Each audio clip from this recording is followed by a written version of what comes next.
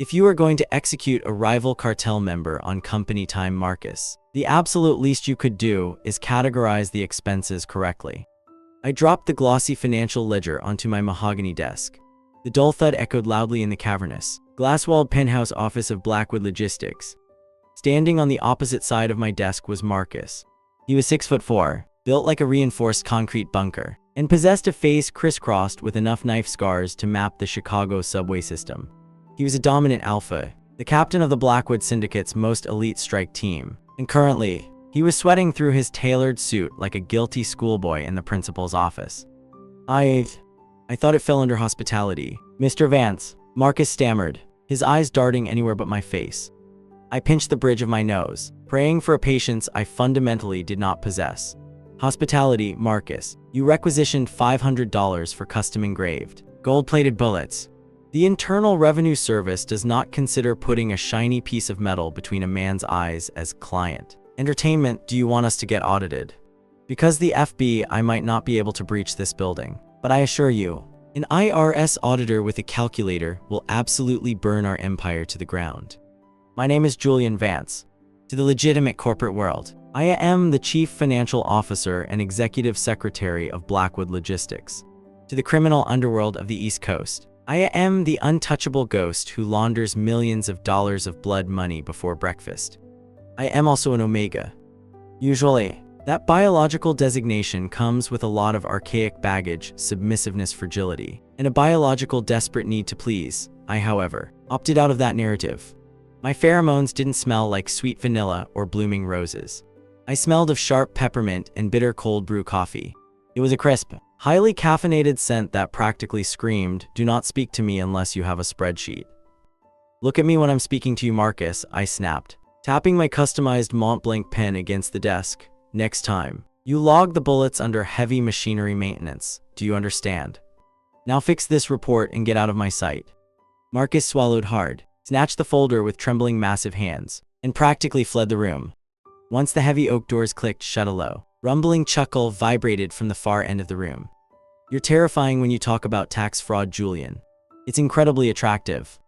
I didn't even bother to look up from my laptop. Behind me, sitting at a desk that cost more than a suburban house, was the devil of Chicago himself, Vincent Blackwood. Vincent was the undisputed alpha of the syndicate, a towering 1.9 meters of pure, lethal muscle, usually dressed in bespoke Italian suits. To the rest of the world, his mere presence was a suffocating nightmare. His natural alpha pheromones were a dark, violent storm of burnt cedar and harsh gunpowder, a scent that forced betas to their knees and made other alphas expose their throats in subconscious surrender. But right now, the terrifying Mafia Don was sitting in his plush leather chair, carefully peeling the paper wrapper off a pink strawberry cupcake. I took a slow breath, my highly sensitive Omega nose easily filtering through the faint scent of gunpowder. Because beneath that terrifying public aura, directed solely and exclusively at me, Vincent was leaking a pheromone scent so completely absurd it defied logic. He smelled like warm, freshly baked butter cookies. It was his subconscious biological reaction to me. The bad wolf of Chicago practically turned into a domestic golden retriever the moment we were alone in a room. "Don't encourage them, Vincent," I sighed, finally turning my chair around to face him. "If I don't micromanage these idiots, we'll be serving consecutive life sentences in federal prison because someone tried to write off a rocket launcher as office supplies." Vincent smiled, a devastatingly handsome smirk that would have made any other Omega melt into a puddle. He took a bite of his cupcake, wiping a smudge of pink frosting from his sharp jawline. "That's why I pay you the big bucks, darling. You keep the IRS off my back so I can focus on other things. Your job is to look intimidating and sign the papers I highlight in yellow." I corrected him dryly, glancing down at the silver Rolex on my wrist. 4:55 p.m. My heart did a little leap of joy. Friday evening was approaching. As a firm believer in the salty fish lifestyle, a philosophy of doing absolutely nothing more than exactly what I was paid for, 5:00 p.m. was sacred. I had a very important date with my comfortable couch, a family-sized pepperoni pizza, and a 10-part true crime documentary on Netflix. I began shutting down my laptop with practiced, methodical speed. Vincent paused, the cupcake forgotten. The butter cookie scent in the room spiked with a sudden, anxious edge. "Julian, what are you doing?" "It is 4:56, Mr. Blackwood." I am engaging in the preliminary stages of going home. I neatly stacked my folders, grabbed my sleek leather briefcase, and stood up. But it's Friday, Vincent said, his voice dropping an octave, trying to weave a subtle thread of alpha dominance into his tone to make me stay. It was a pathetic attempt. I made reservations at Le Bernardin. The private room, just us. Cancel them, I replied flatly, slipping into my tailored trench coat. Overtime is a capitalist myth, Vincent. And as much as I appreciate your attempts to wine and dine your CFO, I am off the clock. If the Russian Bratva attacks, shoot them. If the warehouse catches fire, use an extinguisher. Do not call me unless the building is actively being repossessed by the government. Vincent looked like a kicked puppy.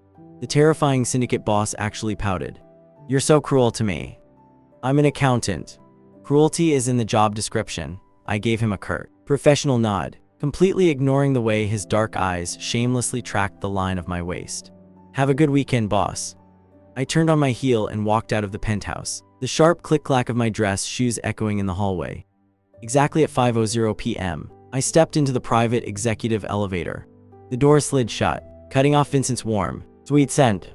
I let out a long sigh of relief, my mind already drifting to the glorious laziness that awaited me. At 5:04 p.m., the elevator arrived at the VIP underground parking garage. The air down here was damp and cold. As I walked toward my car, fishing for my keys, my Omega instinct suddenly flared. The scent of rain and concrete was abruptly overpowered by the foul, aggressive stench of cheap, sour sweat and stale alcohol. Unregistered alphas. Before I could even turn my head, the harsh glare of a van's headlights blinded me, and the distinct, metallic sound of a gun sliding being racked echoed in the empty garage. I didn't panic. I didn't scream. As a heavy cloth soaked in chloroform was suddenly slammed over my nose and mouth from behind, my very last conscious thought was one of pure, unadulterated fury. Motherfucker. I am going to miss my pizza delivery.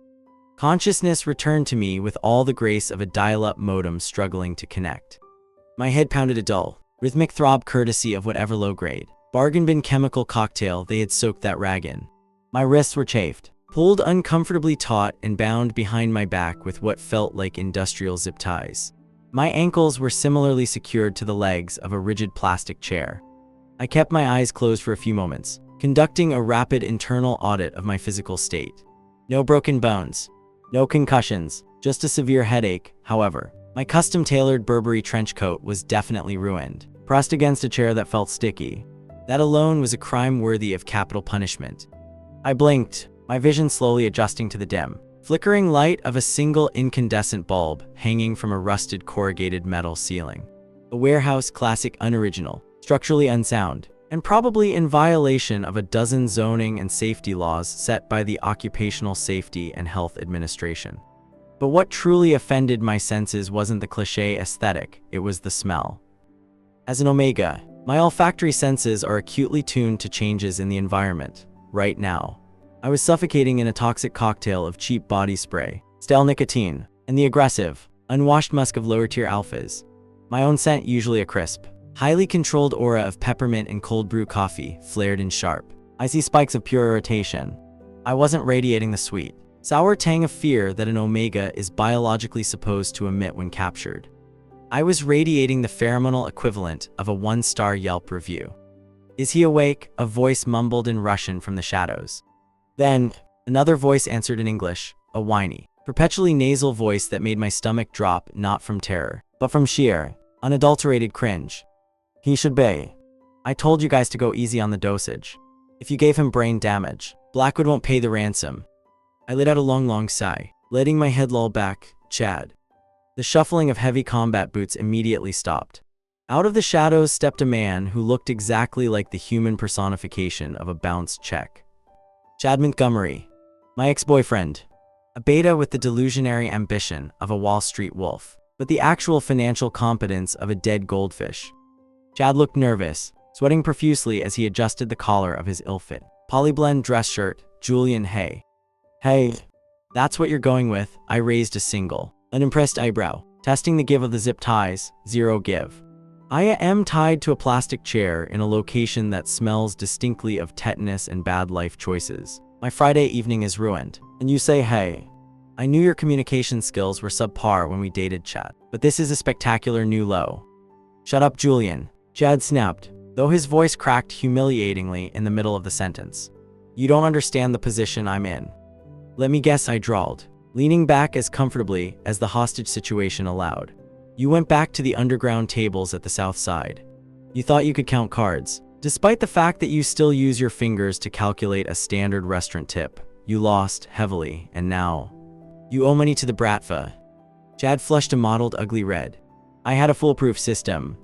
Your system resulted in you selling your ex-boyfriend to the Russian mob to cover your markers. I pointed out flatly.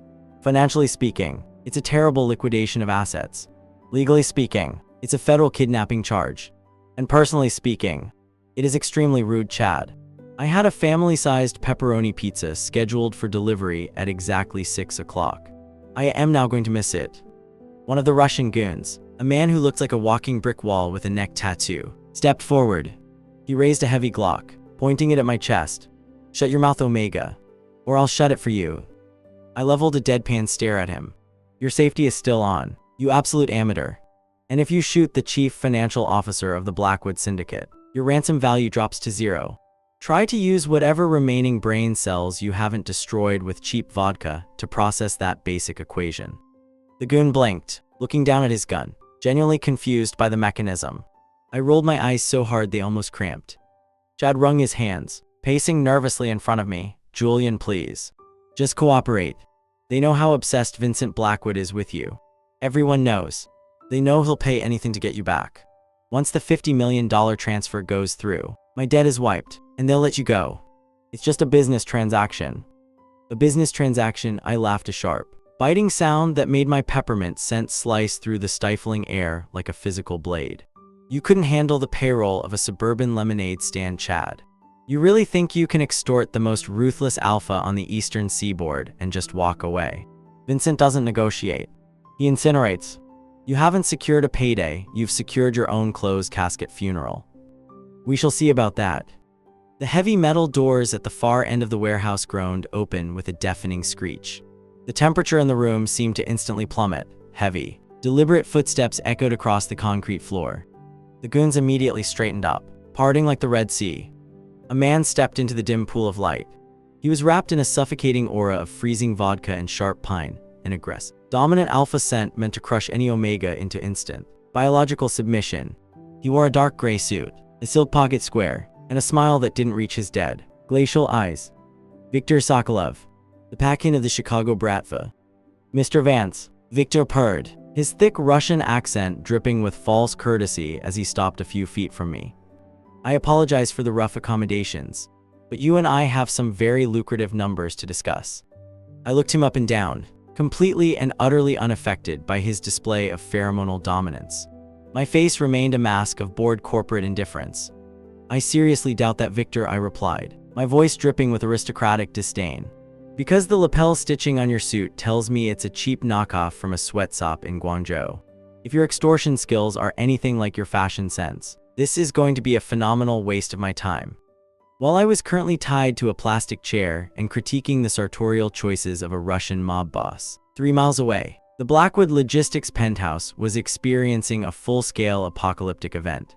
According to Marcus, who would later recount the terrifying details to me while violently shivering the moment Vincent realized I had not made it to my car, a catastrophic shift occurred. The scent of warm butter cookies vanished instantly. It was replaced by a tsunami of burnt cedar raw ozone, and the coppery tang of imminent bloodshed. The sheer, crushing pressure of Vincent's alpha pheromones shattered 2 floor-to-ceiling glass windows in the executive suite. Vincent didn't yell. He didn't break furniture. He simply stood in the middle of the room, his eyes turning a pitch, luminous black. They took him, Vincent had whispered, his voice vibrating with a dark, demonic resonance that made Marcus's knees buckle. In the span of 5 minutes, the legitimate business facade of Blackwood Logistics was discarded. Vincent engaged what the syndicate unofficially called the John Wick Protocol. Every hitman on the payroll was mobilized. Every safe house was raided. Every corrupt cop on the Blackwood dime was unleashed onto the streets. Vincent, wearing a ballistic vest over his custom dress shirt and carrying enough firepower to conquer a small European nation, stepped into his armored SUV. The devil of Chicago was coming, and he intended to burn the city to its foundations to find me. Back at the warehouse, I was blissfully unaware of the impending slaughter. I was entirely focused on the tragic comedy unfolding in front of me. Viktor Sokolov's face darkened at my insult regarding his cheap suit. He stepped closer, his heavy alpha presence pressing down on me. I simply sighed, refusing to break eye contact. "You have a very sharp tongue for a hostage, Mr. Vance," Viktor growled, pulling up a rusted metal stool and sitting in front of me. "But soon, your beloved Vincent will transfer $50 million into my offshore accounts, and then I will decide if I want to let you go or keep you as a pet. A feisty Omega is always a valuable commodity." "Viktor," I said patiently, using the tone one might use when addressing a particularly slow toddler. "Let me explain basic economics to you. $50 million is a massive amount of liquid capital. To move that kind of money without triggering federal alerts, you need a highly sophisticated laundering network. You need shell companies, crypto tumblers, and dummy charitable foundations. Who is handling this transaction for you?" Viktor smirked, gesturing grandly to the sweating, pathetic beta standing nervously by a folding table set up with a laptop. "Chad is a financial genius. He designed the entire routing system. Once the money hits the first account, it bounces through 30 different servers. It is untraceable." I literally burst out laughing. The sound echoed in the silent warehouse. It wasn't a nervous laugh. It was a full-bellied, genuine laugh of pure, professional disbelief. Chad Montgomery," I wheezed, shaking my head. "Viktor, my God. The man still uses his debit card PIN as his computer password. He tried to claim his Netflix subscription as a medical expense on his tax returns last year. He is not a financial genius. He is a walking audit waiting to happen."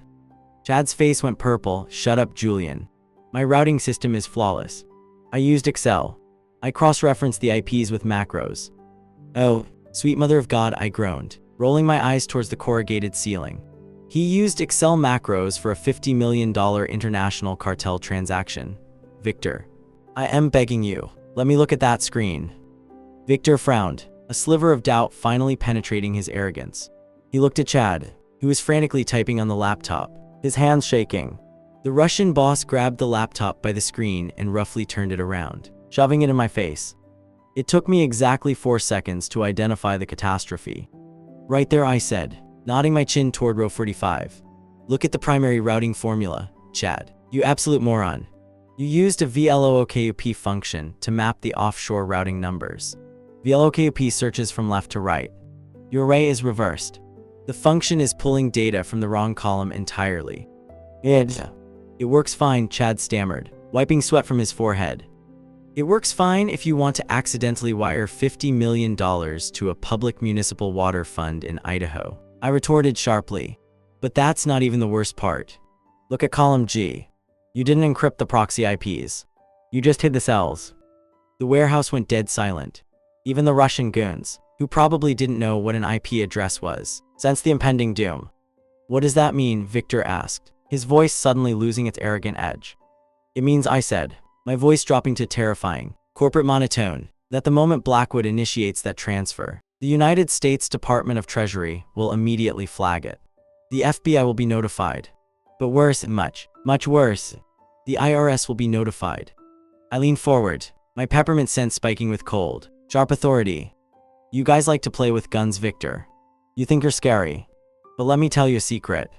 In this country, the FBI has to follow protocol. They have to get warrants, the IRS. The IRS doesn't care about your guns. The IRS will freeze your assets, seize your properties, auction your grandmother's house, and throw you in federal prison for tax evasion before you can even blink. Ask Al Capone.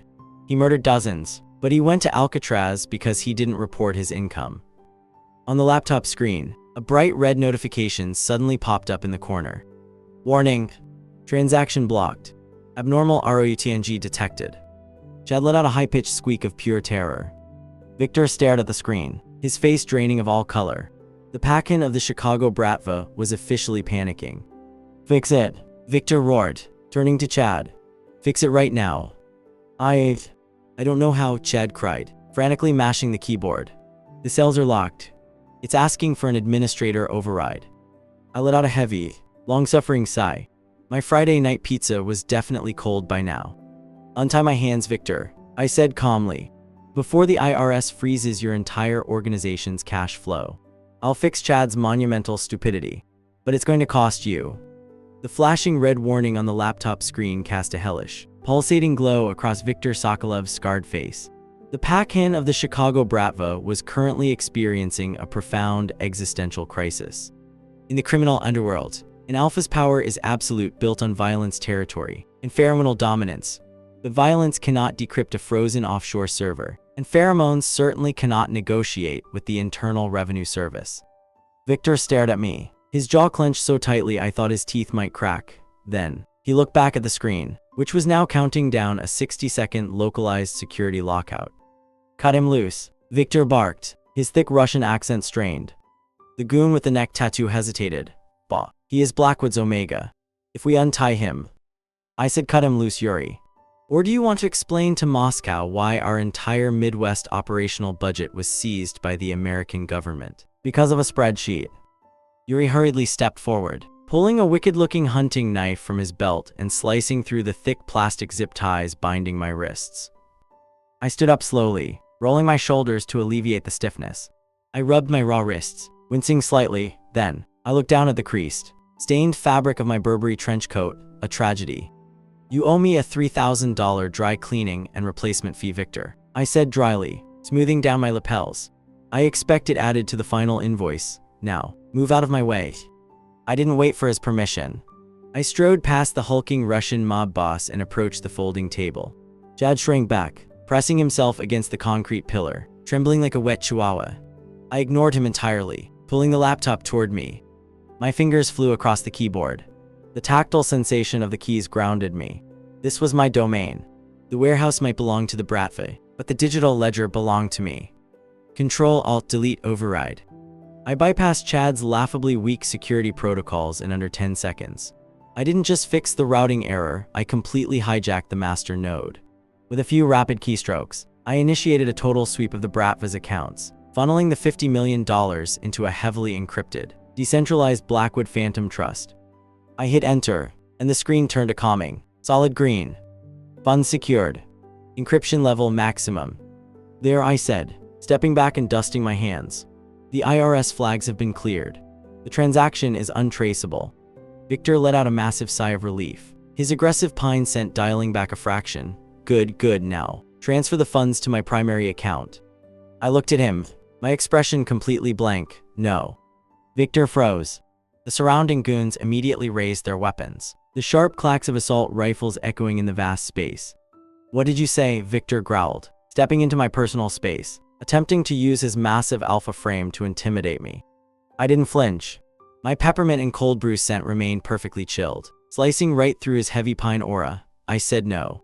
I just locked your syndicate's entire $50 million liquidity pool behind a rotating 256-bit encryption key that only I possess. If I don't input a new 12-digit alphanumeric passcode every 6 hours, the funds will automatically donate themselves to a Siberian wildlife sanctuary. Congratulations, Viktor. You are now my hostage. The sheer audacity of my statement hung in the air, heavy and lethal. Viktor stared at me, entirely paralyzed by the fact that a soft-looking Omega in a ruined suit had just financially castrated his entire criminal empire. Chad, realizing the magnitude of his failure, let out a pathetic whimper. Julian, please. They're going to kill me. I finally turned my attention to my ex-boyfriend. The absolute disdain in my eyes must have been palpable, because Chad visibly shrank another 2 inches. You know, Chad, I started, my voice echoing clearly in the silent warehouse. When I caught you sleeping with that barista 3 months ago, I was mildly annoyed, but this. Looking at your absolute butchery of this spreadsheet, I am deeply, personally offended on a molecular level. Viktor, suddenly realizing exactly whose fault this was, turned his dead eyes toward Chad. He gave a single, sharp nod to Yuri. Yuri stepped forward and delivered a brutal, bone-crunching punch to Chad's stomach. Chad collapsed to the dirty concrete floor, gasping for air, clutching his ribs. I watched him passively. You didn't even use pivot tables, Chad. You hard-coded constants into a dynamic formula. You are a disgrace to beta males, and more importantly, you are a disgrace to accountants everywhere. What do we do now, Mr. Vance? Viktor asked, his tone shifting entirely. The arrogant mob boss was gone. He was now speaking to me with the careful, measured respect one reserves for a bomb disposal expert. I looked around the dilapidated warehouse. I looked at the heavily armed, heavily tattooed Russian assassins, and then I sighed. As a professional, I simply could not allow such gross financial incompetence to exist in my city. It was bad for the local underground economy. Yuri, I said, pointing at the goon who had just punched my ex. There is a rolling whiteboard in that rusted supervisor's office over there. Bring it here, and find me a dry erase marker. Yuri blinked, looking at Victor for confirmation. Victor aggressively gestured for him to obey. A minute later, a squeaky whiteboard was wheeled to the center of the room. I uncapped a black marker, writing the word amortization in large, neat block letters. Sit down, I commanded, projecting my voice. All of you, bring up those folding chairs. It was the most surreal sight in the history of the Chicago underworld. 20 hardened, lethal Bratva enforcers, men who had survived gang wars and gulags, awkwardly dragged plastic chairs into a neat semicircle. They sat down, assault rifles resting on their knees, looking at me like eager, terrified school children. Welcome to Money Laundering 101, I announced, tapping the marker against the board.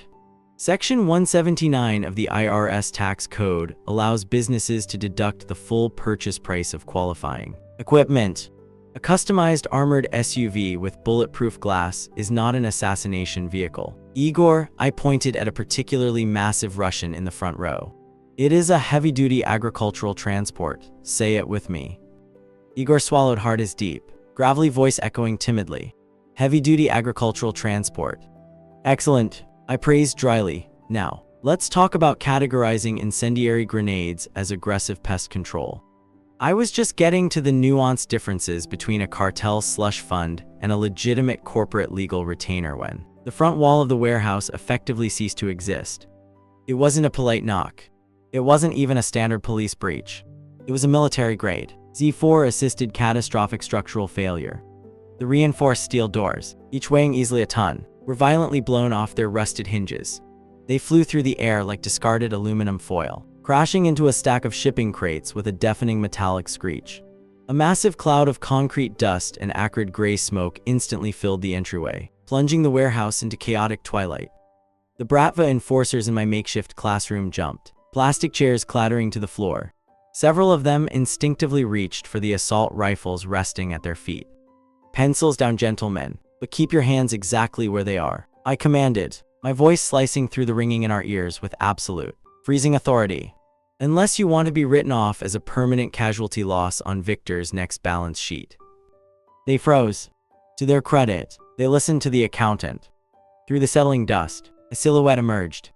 If the devil ever needed to manifest physically on Earth, he would have taken notes from Vincent Blackwood in that exact moment. He stepped over the mangled remains of the steel doors, flanked by Marcus and a dozen elite syndicate operators armed to the teeth. Vincent was wearing full black tactical gear over his bespoke suit shirt, a customized HK-416 assault rifle raised and braced against his shoulder. His eyes, completely swallowed by the dilated, luminous black of an enraged alpha, scanned the room for threats. But it wasn't the guns that were terrifying. It was the scent. A tsunami of aggressive, suffocating pheromones rolled into the warehouse. The smell of scorched cedar would rot ozone, and the coppery, metallic tang of fresh blood was so thick and oppressive that the air literally grew heavy. It was the scent of pure, unadulterated slaughter.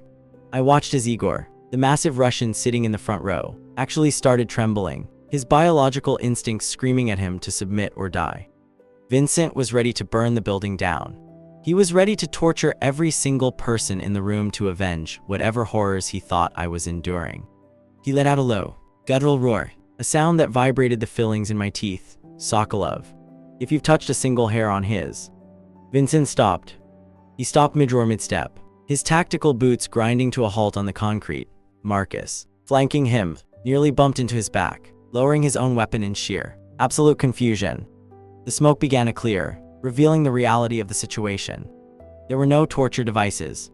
There was no blood, except for Chad, who was still groaning pitifully in a dark corner, entirely ignored by everyone.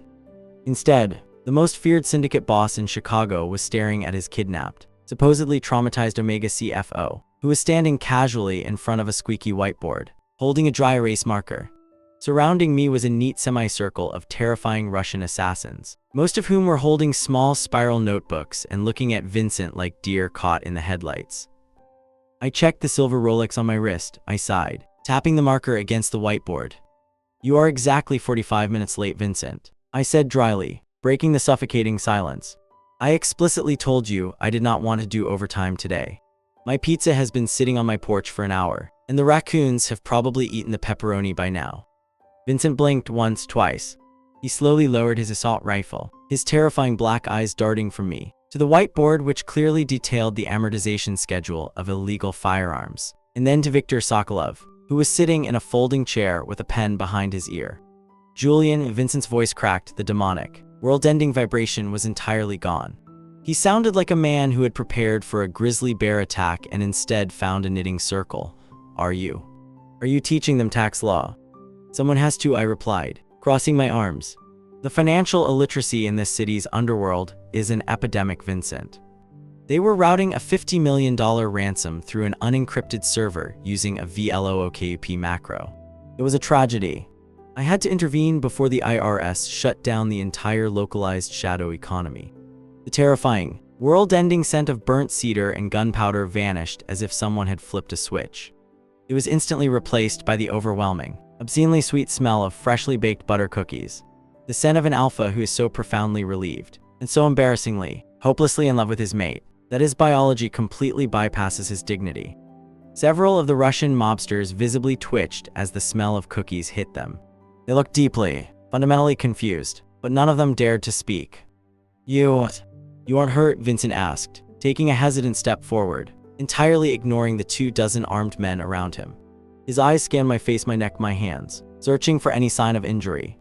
"Only my patience," I assured him. I pointed the marker at him. "Now, please wipe your boots on that piece of cardboard over there. You're tracking explosive residue all over my classroom. And stand quietly by the door.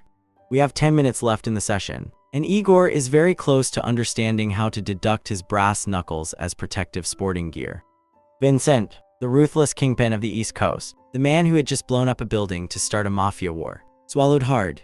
He looked at me, a massive, deadly, completely love-struck golden retriever in tactical gear.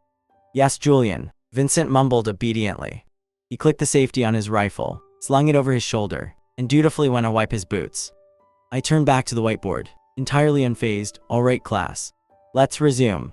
Pay attention, Victor. This will be on the final invoice. And that, gentleman," I said, capping the dry erase marker with a definitive click, "is why you must never, under any circumstances, use your personal checking account to purchase high-grade military explosives.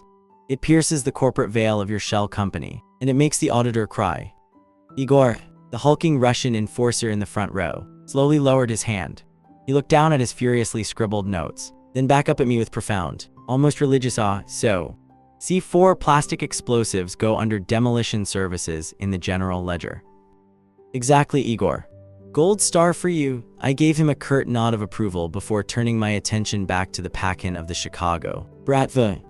Viktor Sokolov was staring at the whiteboard, looking like a man who had just experienced a spiritual awakening. For years, his empire had operated on the crude principles of fear, extortion, and physical violence. Today, he had learned that compound interest and tax evasion penalties were far more terrifying than a bullet to the kneecap. "Now," I said, leaning back against the edge of the folding table and crossing my arms over my ruined Burberry coat, "let's talk business, Victor. As it stands, your $50 million is safely locked away in a decentralized Blackwood Phantom Trust. The IRS is blind to it. The FBI is blind to it. And more importantly, you are blind to it." Victor's jaw tightened, his alpha pride warring with his newfound financial vulnerability. He glanced nervously toward the shattered doorway, where Vincent Blackwood, the most dangerous man on the eastern seaboard, was standing obediently on a piece of cardboard, holding an assault rifle and radiating the scent of warm butter cookies. Victor quickly realized he had absolutely no leverage here. "What do you want, Mr. Vance?" Victor asked, his tone stripped of all previous arrogance. It was strictly professional now. "I am going to release your funds back into a sterilized offshore account," I explained, adopting my best boardroom voice. "But I will do it over a 6-month vesting schedule to avoid triggering algorithmic federal audits. In exchange, you are going to put me on retainer. $1 million a month, payable in untraceable cryptocurrency on the 1st of every month." Victor's eyes widened. "$1 million a month for what?" For keeping you out of federal prison, Victor. I stated flatly. Consider it a consulting fee. I will remotely audit your primary ledgers once a quarter to ensure your idiotic accountants don't accidentally declare war on the United States Department of Treasury again. You get to keep your empire, and I get compensated for the severe migraine this evening has caused me. Victor looked at his men, who were all nodding vigorously, clearly traumatized by the prospect of an IRS audit. Then he looked at Vincent, who simply offered a dark, terrifying smile that promised immediate decapitation if Victor refused. Deal, Victor said hastily, extending a rough, scarred hand.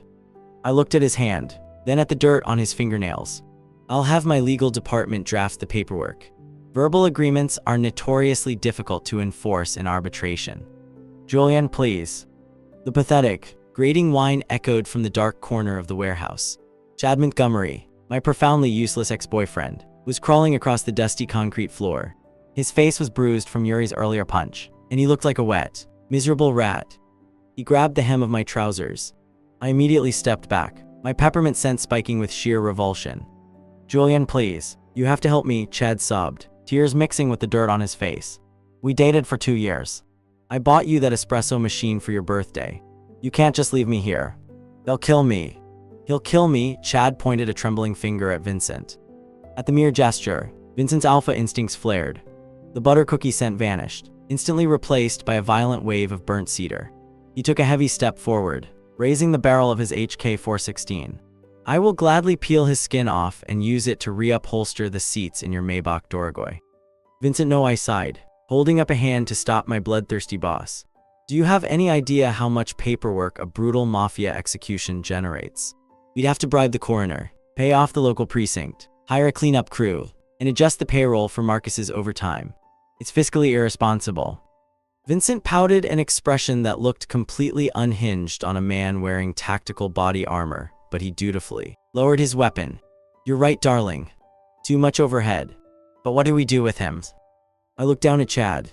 Our relationship, Chad, was a textbook example of a sunk cost fallacy. You were an underperforming asset with incredibly high maintenance costs and a negative return on investment. And while the espresso machine was a nice gesture, I happen to know you purchased it using my own credit card, and then illegally claimed it as a business expense on your tax returns. Chad turned ghost white. You knew. I am a forensic accountant, Chad. I know what you spent on coffee in 2019. I adjusted my cuffs, looking at him with the cold, detached mercy of an executioner. I am not going to let the bratva kill you. And I am not going to let Vincent kill you. A fleeting look of hope washed over Chad's pathetic face. Thank you, oh my God, Julian, thank you. I am giving you to the FBI. I interrupted smoothly. The hope shattered instantly. While I was fixing your disastrous Excel spreadsheet, I continued. I conveniently compiled a digital paper trail of your wire fraud, your embezzlement attempts, and your interstate conspiracy to launder $50 million. I forwarded the entire dossier, beautifully color-coded, to the director of the Chicago FBI field office. They should be arriving in approximately 12 minutes. Chad stared at me in absolute, unadulterated horror. In the criminal world, death is quick.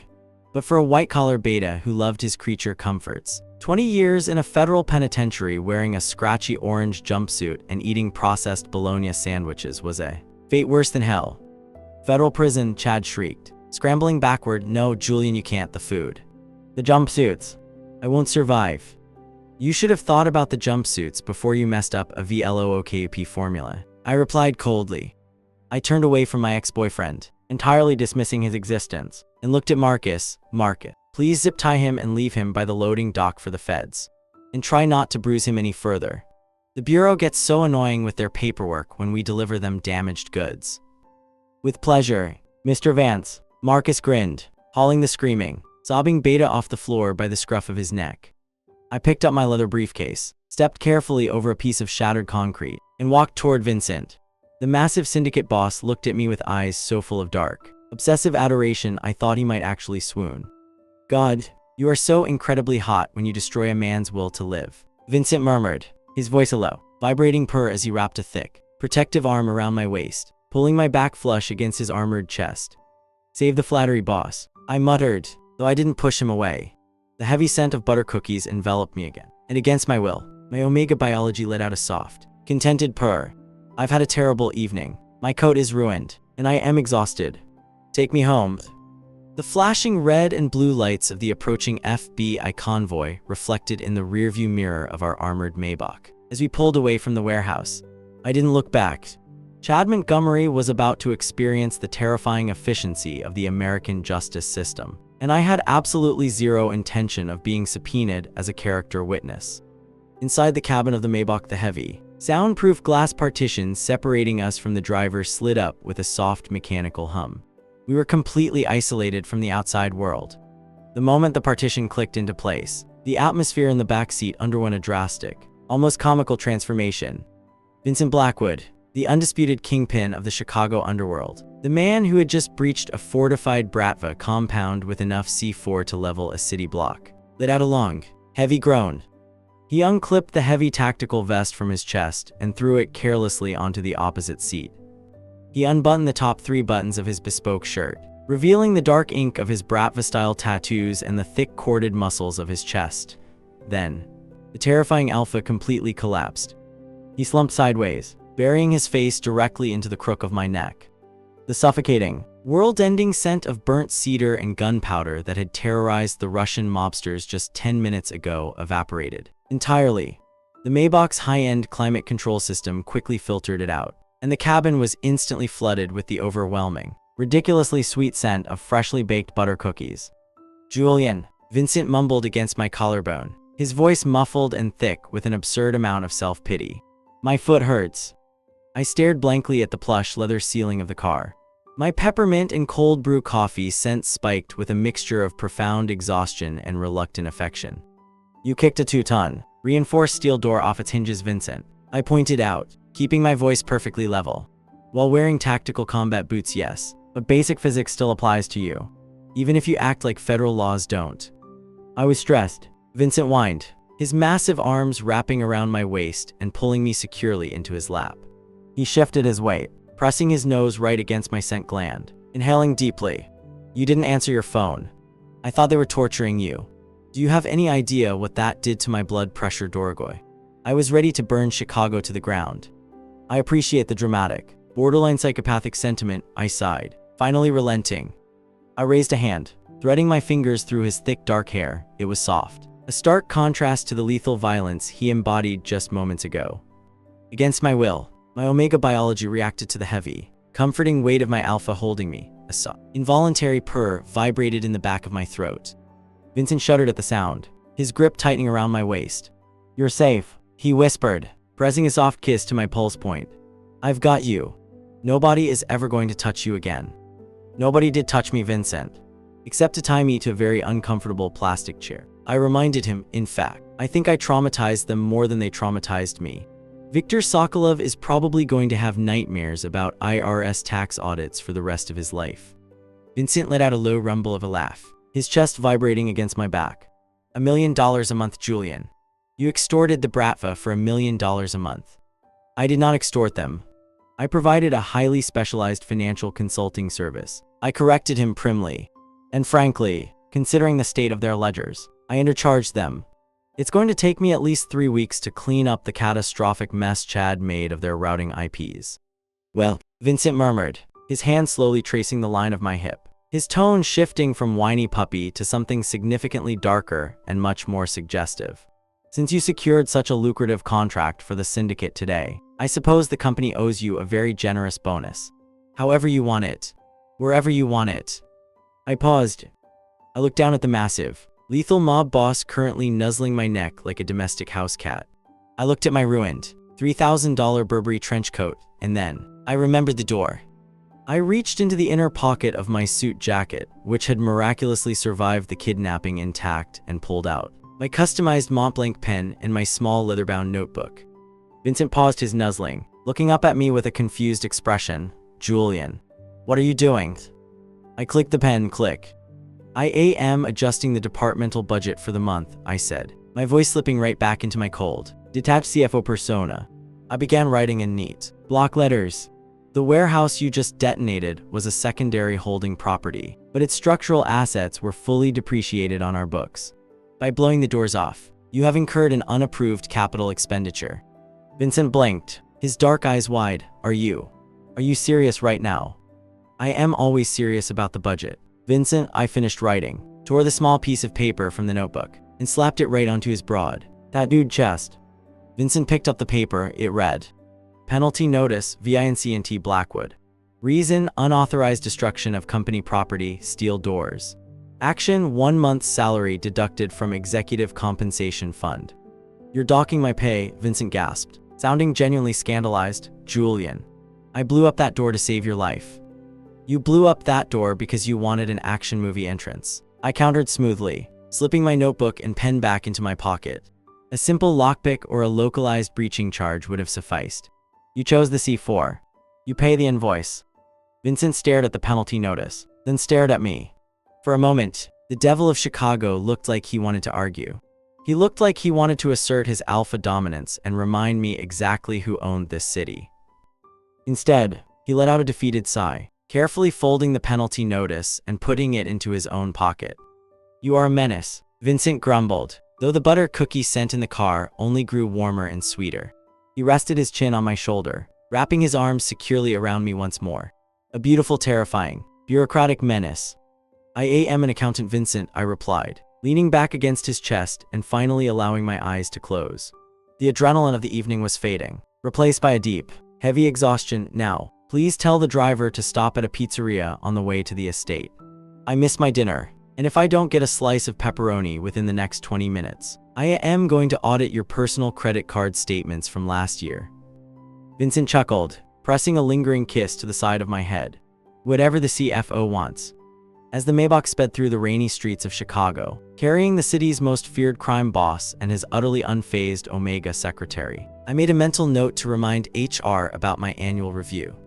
Surviving a kidnapping, extorting the Russian mob, and managing a ridiculously clingy alpha was definitely not in my original job description. I was absolutely going to need a raise.